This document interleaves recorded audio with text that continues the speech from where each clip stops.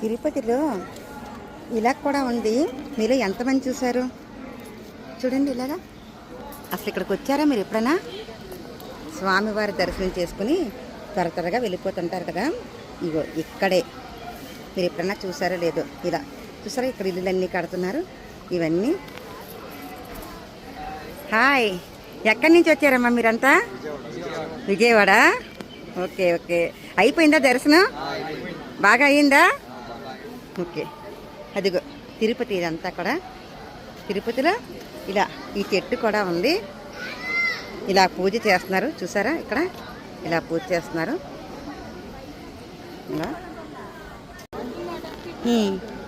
అమ్మా ఇలా ఇక్కడ ఇలా చేస్తారా అంటే నాకు అస్సలు తెలియదు. నేను కూడా ఇదే ఫస్ట్ టైం ఇలా, అంటే ఈ తిరుపతిలో ఇలాగా ఉందని కూడా తెలియదు. ఏంటమ్మా ఇది, మీకు ఏమైనా తెలుసా దీని గురించి? మామూలుగా పసుపు కుంకుమ అందరూ వేస్తున్నారు కాబట్టి మీరు వేస్తున్నారు. ఓకే సరేనమ్మా. ఇలా పసుపు కుంకుమ వేసి స్వామిని పూజిస్తున్నారు.